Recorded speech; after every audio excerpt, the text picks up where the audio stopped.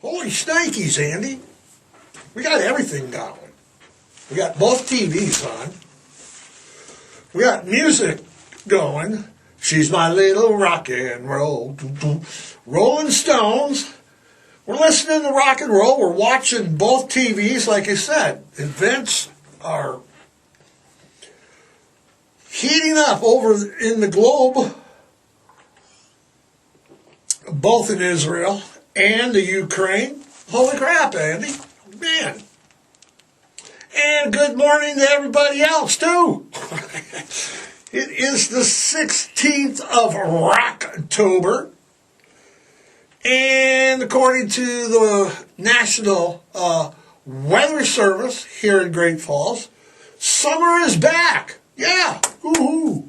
Summer is back. Highs in the 70s all week long. High 70s midweek. I remember getting high in the 70s.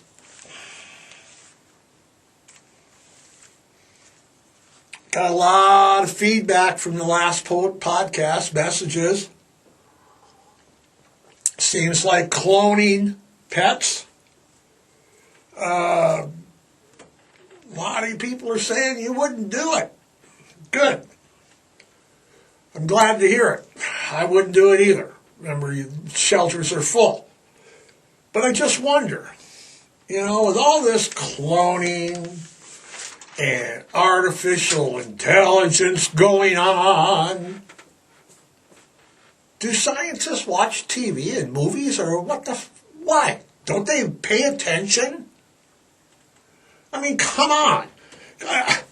You can't tell me that none of the scientists have watched the Terminator series, all the Terminator movies. I mean, shit, we're right, we're almost right damn in the middle of it. Artificial intelligence, AI. The only thing is we don't have Sarah Connor coming back from the future. Or do we?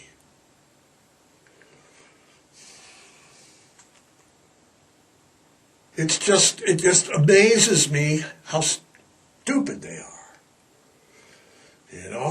It's like mid-October, and you know what that means, don't you? It means that all four major sports are going on at the same time.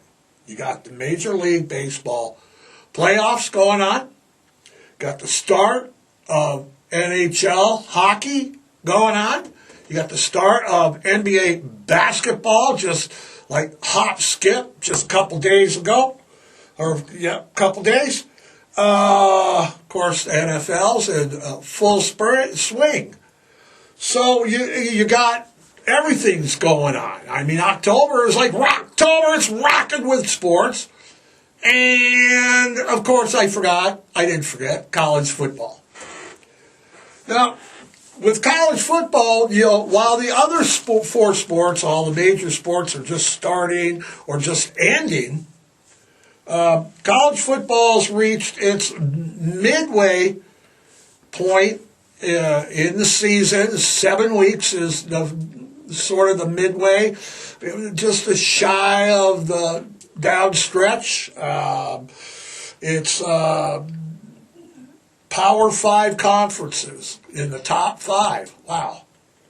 In the top 5, you got Georgia. Top 5 in the country is Georgia, Michigan, Washington, Florida State. Each Power 5 conference is represented. Georgia, Michigan both got off to slow starts. Michigan spotted the Hoosiers 7 and then beat them 48-7. Georgia rolled over Vandy. Washington, Florida State won. You got Oklahoma. You got Ohio State. You got North Carolina. You got Penn State. All undefeated. Okay? Those are some powerful teams undefeated. You got, I thought maybe Miami was going to beat North Carolina this weekend, but no can do. No. Hurricanes, they crumbled under the Tar Heels now of North Carolina. And now, the farther we get into October, the more games that count start. We both witnessed last week who would play? The Texas, Oklahoma, both undefeated, both ranked in the top 15 in the country. Last week we had that game, and that kind of gave us some separation. This week we had two games. USC, undefeated USC, fell, you watched it, Saturday night, the Notre Dame and rainy, cold. You knew that Notre Dame was the good bet. I just didn't think that they would win by as much. Oregon and Washington was the afternoon game. Both was at 8-9, 9-10, both ranked. Oregon at Washington. Oregon missed a chance to win that game as the clock, wound down. They had a field goal attempt, makeable, and it missed it by that much. Next week we have Penn State, Ohio State, that are both ranked in the top 8 in the country. That's going to provide some separation. Michigan plays in Ohio State, I think, the week after that. It's just the whole season starting to gel. You're starting, the conference leaders are setting up. Wisconsin had an opportunity to separate themselves in the West. They weren't able to do it. Iowa's the team to beat in the West with no quarterback. Remember, Cade Beckman there is down. He's out for the rest of the season. So, we've reached that point in the season where not only do I always believe that one and done. If you lose a game, you're done. Ohio State last year, Alabama's hoping, they both, last year Ohio State had one loss, got in. It's just, there's so many undefeated teams, we're going to have some separation. I think Michigan's looking real good. Georgia's looking fast, really good. Don't forget our FBS teams locally, Montana and Montana State, both winners. Bobcats bide this week, or did they win this week? I know the Grizzlies won at Idaho, which was, I was surprised. Smart money said Idaho should have won that one.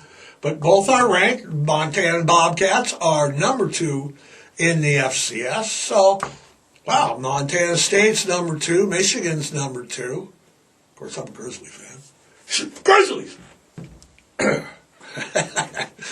So it's separating. It's getting more excited. It's getting bigger crowds. Michigan had another sellout, 110,000 plus to sit down. Bigger than any city in Montana, isn't it? In case you have not, Andy, in case everybody's been living under a rock, maybe, Hamas, Israel, Palestine, they're at it again. Now, first, all right, so you have to understand, okay, that the conflict here between Israel and Palestine reflects it's a long-standing struggle in the territory, and it encompasses between the Jordan River to the east and Mediterranean to the west, the Mediterranean Sea. The conflict has, it's long-standing. It has, you've had the UN, you've had America, you've had Europe, you've had Britain, Israel, Palestine, all supporting different agendas. And this has been going on since 1917. Okay? Before that, it was part of the Ottoman Empire. After the World War I, the Ottoman Empire became under British rule. It's been more. It's been more than a century of conflict. The 1947 partition plan, the Six-Day War, the Yom Kippur, right? Sinai Peninsula War,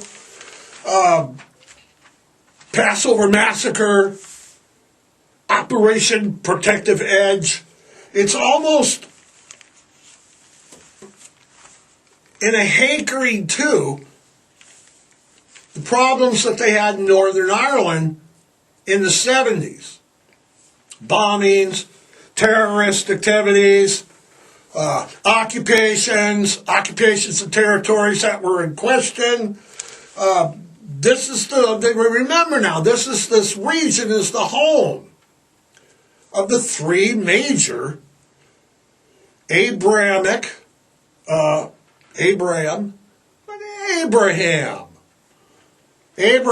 religions. And that's Judaism, Christianity, and Islam.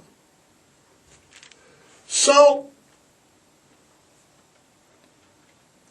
you got, no doubt, you got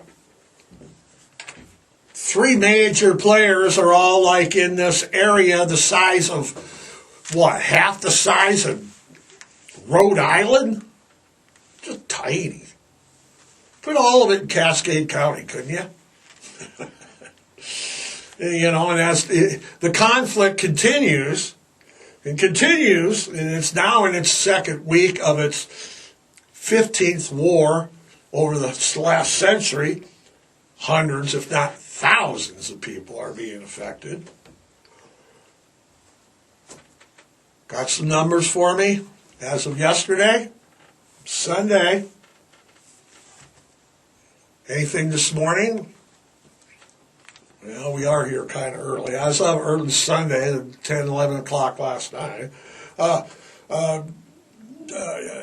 There's 2,000 Israelis have been killed, another 5,000 displaced and injured.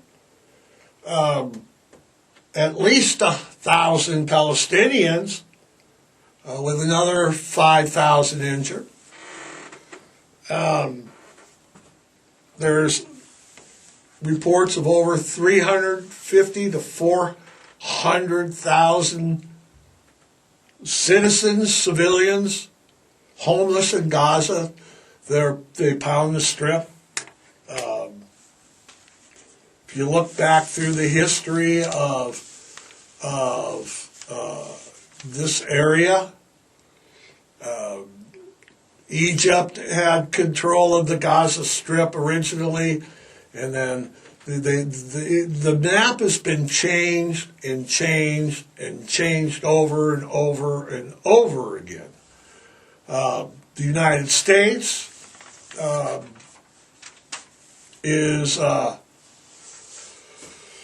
providing aid now to Israel amongst worries in the Middle East. And there's a lot of players in this. This isn't just Israel.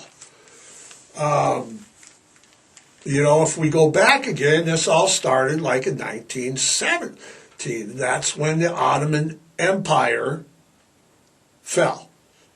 It was under British rule, and then Britain gave Israel, the Jews started to move there, the basically control. And then they did the the Gaza Strip and there's the northern part were under Syrian control and Egyptian control. And there's another part, the West Bank. It was all solid at one time. And of course, Jerusalem sits right in the middle of this. And Jerusalem, for those of you who are not keeping score, it's the city of all cities. It's the Mecca. It's the home city of all the prophets, all the gods. You know, Muslim.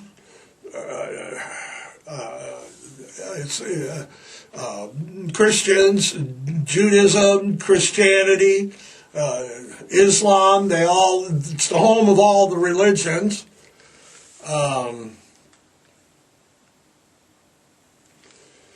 We're getting involved because not only is the region, the whole region, I mean, Egypt, Syria, you got Iraq, Iran, they're all, right. They're all Islam countries, okay? Judaism, or the Jewish country is Israel. Of course, Jerusalem's the Mecca for Jesus, which is Christianity. It's a mess. And nobody over there is a big fan of us, of America, all right? You know, the Iraqi are like, oh, we love Americans. We can't wait to go to brunch with them. Yeah, okay.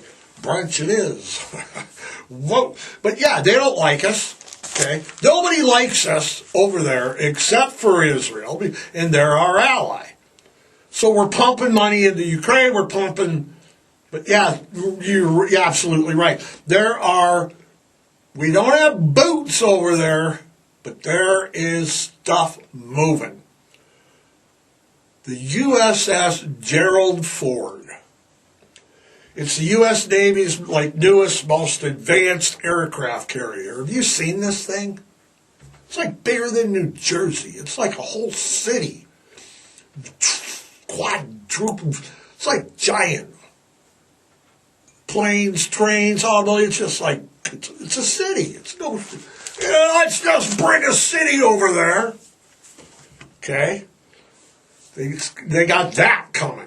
Is it there, or it's still en route? They're going to park it right offshore. They got the USS, is it the Hudnik? It's a class, it's a missile destroyer. It's like the Normandy, and they have the Normandy going. It's those Ticonderoga class guided missile cruisers. And then the 100 is the missile destroyer that if they were shooting missiles. So we got both. You know, we can shoot missiles. We got missile shooter downers.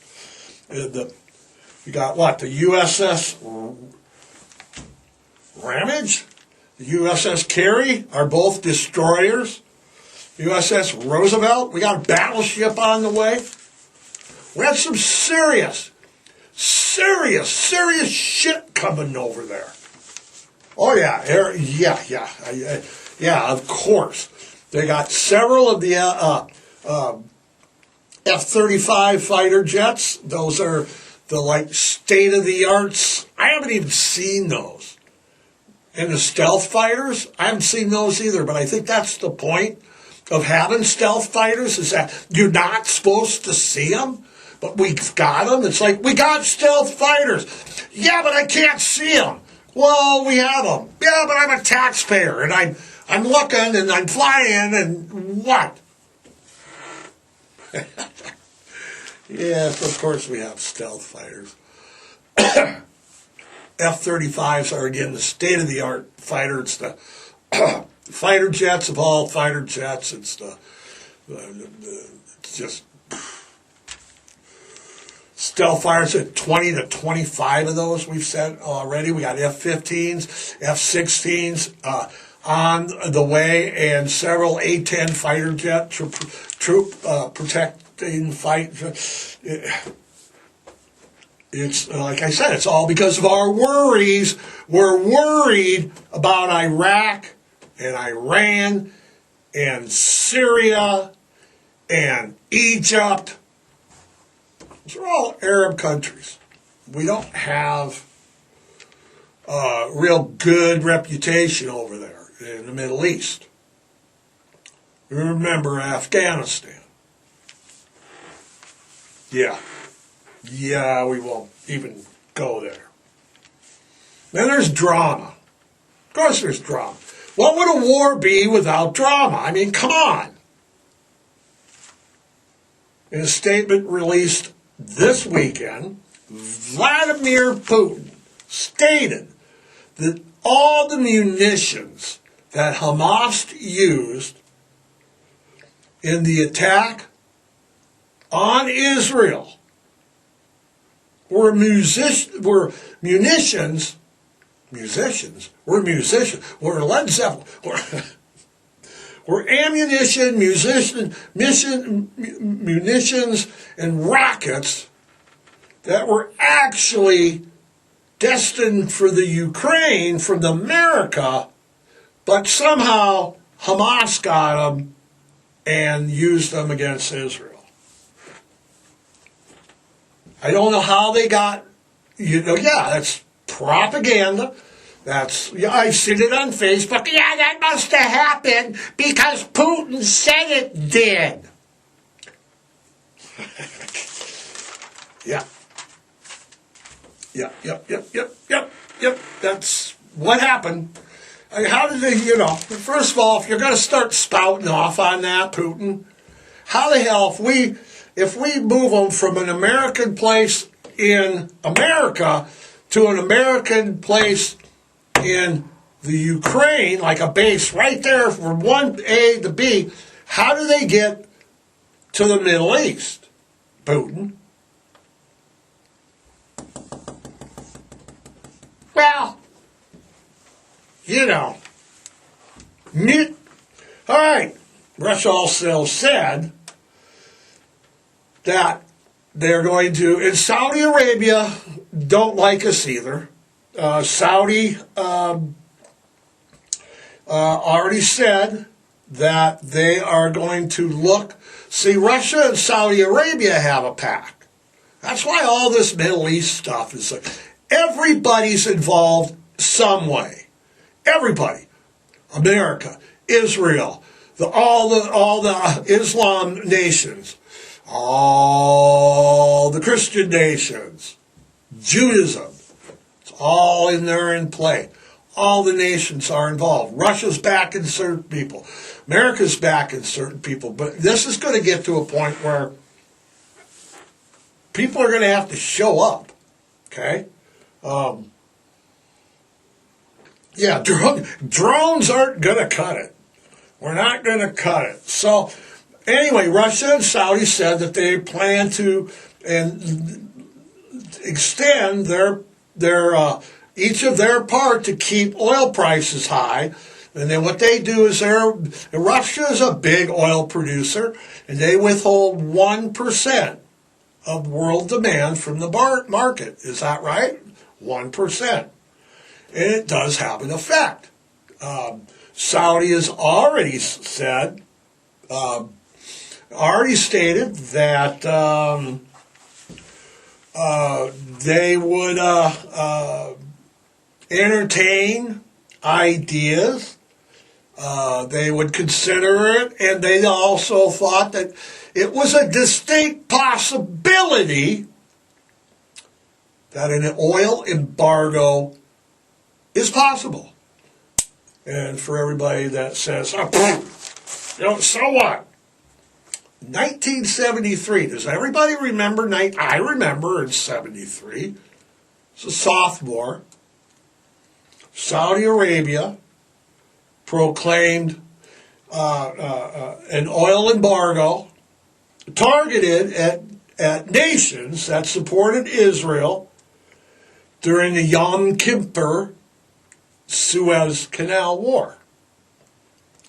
That's when Israel okay, invaded the Sinai Peninsula in Egypt and gained control of the Suez Canal with the sole purpose to shut it down.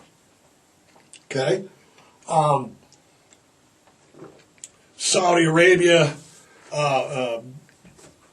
countered with the embargo. Back then, oil was $3 a gallon. Is this $3 a gallon? They raised it to 12. Hoo, hoo, hoo. So it crippled. Yeah, no doubt. It was a crippling thing, and they're threatening it again. Just don't forget, Saudis in cahoots with Russia. Look what they're doing with the Gulf and everything, the Saudis. And don't forget who was in those planes on 9/11. Don't forget who was the nationals, what country they all came from. They were all Saudi nationals. So, right now, Andy, it's looking like America's pretty much involved in two major conflicts that seem remarkably the same. You have invasions on both that we're supporting. Fighting a war on two fronts, is that ever a good idea? Any generals out there watching? Colonels? Anybody play war on computers? Fighting a war on two fronts? And we're not even got troops there yet. Yet is the operative term. Okay, yet. Okay? Would it make a difference monetarily wise? No.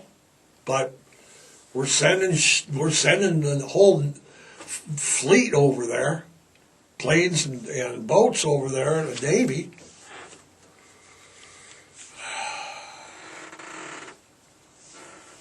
It's just the wars are the same.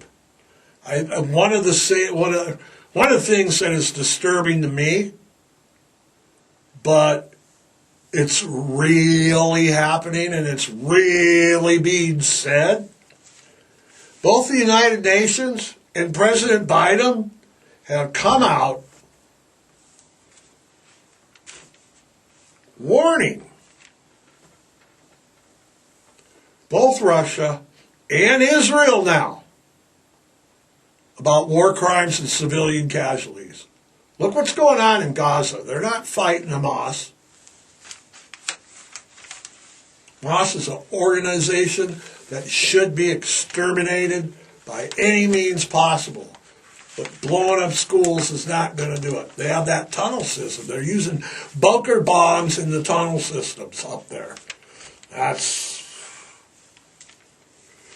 It's just what we've been watching for the last couple of years in Gaza, Israel, eastern Ukraine, the whole Ukraine, parts of Russia, civilians, hospitals, medical supplies, even water is being used against the civilians. If you've been reading and watching what's going on in Gaza, they've cut off all supply trains too. So,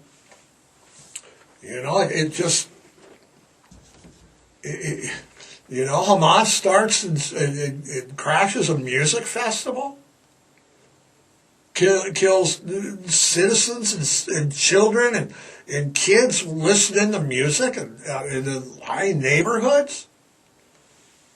And then Israel counters by bombing residential neighborhoods.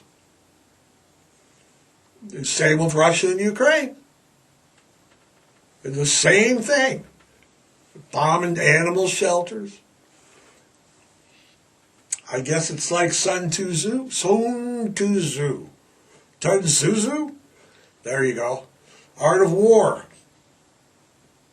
If you take, in one of the chapters in the Art of War,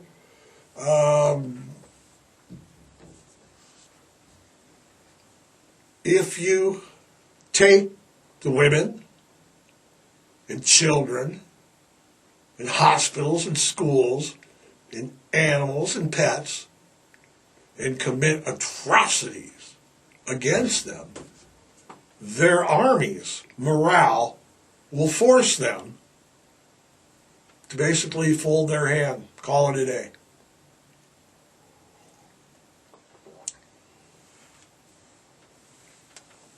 It's like the argument that I'm seeing is that the lives in Israel are worth more than the lives in Ukraine, and life's lives, people.